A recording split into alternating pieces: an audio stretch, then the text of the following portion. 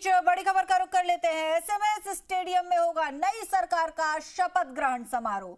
Jaipur police के आला अधिकारियों की ओर से दिया गया है प्रस्ताव। एसएमएस स्टेडियम में कार्यक्रम के आयोजन का प्रस्ताव दिया गया है। बीजेपी के नेताओं ने भी इस पर सहमति जताई है। सुरक्षा के मद्देनजर भी एसएमएस स्टेडियम सबसे बेहतर विकल्प है।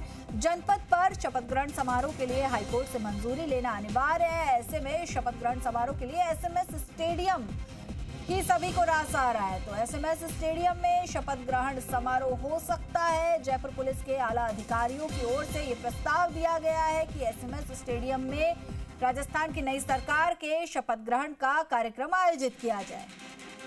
चलिए इस खबर पर और अधिक जानकारी के लिए हमारे सहयोगी विनय पंत हमारे साथ जुड़ चुके हैं। विनय, एसएमएस स्टेडियम में नई सरकार का शपथ ग्रहण समारोह हो सकता है, क्या कुछ जानकारी? जी हिमाद्री, बिल्कुल। देखिए, जो नई सरकार है उसका शपथ ग्रहण समारोह जो कि 15 तारीख को प्रस्तावित बताया जा रहा है वो एसएमएस स्टेडियम में हो सकता है। इसको लेकर जो जयपुर पुलिस के आला अधिकारी हैं उन्होंने भाजपा के नेताओं को जो सुझाव दिया और बताया जा रहा है कि वो सुझाव भी भाजपा के नेताओं को पसंद आया, क्योंकि विधानसभा के सामने जनपद पर जब शपथ ग्रहण समारोह अगर करना होगा तो उसके लिए हाईकोर्ट से परमिशन लेनी होगी और एसएमएस स्टेडियम में करने के लिए ऐसा कुछ भी करने की आवश्यकता नहीं है। और सुरक्षा की दृष्टिकोण से भी जो एसएमएस स्टेडियम है उसको एकदम उपयुक्त बताया जा रहा है। तो ऐसे में ये मान के चला जा रहा है कि एसएमएस स्टेडियम में ही जो नई सरकार है वो 15 तारीख को शपथ ले सकती है। जी माधुरी जी, तो ऐसे में जो है सरकार, जो नई सरकार है राजस्थान की, एसएमएस स्टेडियम में शपथ ले सकती है। विनय, ऐसे में एसएमएस स्टेडियम को ही क्यों चुना जा रहा है, क्योंकि पहले जनपद पर शपथ होती थी? जी बिल्कुल। देखिए, जनपद पर किसी भी तरह का आयोजन करने से पहले हाईकोर्ट से परमिशन लेना जरूरी है और ऐसे में समय भी कम बचा है और हाईकोर्ट से परमिशन लेने में भी और कई तरह की जो समस्या हैं, सिक्योरिटी की एनओसी या अन्य चीजें जो हैं वो भी एकदम पुख्ता करनी होती है। लेकिन जो एसएमएस स्टेडियम है वो सुरक्षा के दृष्टिकोण से पहले ही काफी सही जो स्थान है वो बताया जा रहा है और जो पुलिस है, पुलिस के जो आला अधिकारी हैं उनकी ओर से भी एसएमएस स्टेडियम को शपथ ग्रहण के लिए एकदम उपयुक्त स्थान बताया गया। तो इन तमाम चीजों को मद्देनजर रखते हुए एसएमएस स्टेडियम का जो चयन है वो नई सरकार के शपथ ग्रहण के लिए किया जा सकता है। जी माधुरी जी। विनय, और ऐसे में देखिए सुरक्षा को लेकर लगातार बात सामने आ रही है। किस तरह की सुरक्षा व्यवस्था जो है शपथ ग्रहण के दिन देखने को मिल सकती है?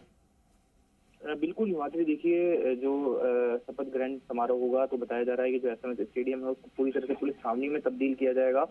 जो सीएम सिक्योरिटी है वो अपने अंडर में सुरक्षा में उसको लेगी और यदि प्रधानमंत्री नरेंद्र मोदी भी इस शपथ ग्रहण समारोह में शामिल होते हैं तो जो एसपीजी की सुरक्षा है और जो एसपीजी है वो एसएमएस स्टेडियम को शपथ ग्रहण समारोह से 24 घंटे पहले अपनी सुरक्षा के घेरे में ले लेगी। हालांकि प्रधानमंत्री नरेंद्र मोदी शपथ ग्रहण समारोह में शामिल होंगे या नहीं होंगे, इस पे जो अभी तक किसी भी तरह का जो शेड्यूल है वो फिलहाल पीएमओ से अब तक नहीं मिला है जयपुर पुलिस को। जी माधुरी बिल्कुल। और विनय, ऐसे में देखिए राजस्थान के नए मुखिया का ऐलान हो चुका है। भजनलाल शर्मा राजस्थान के मुख्यमंत्री होंगे।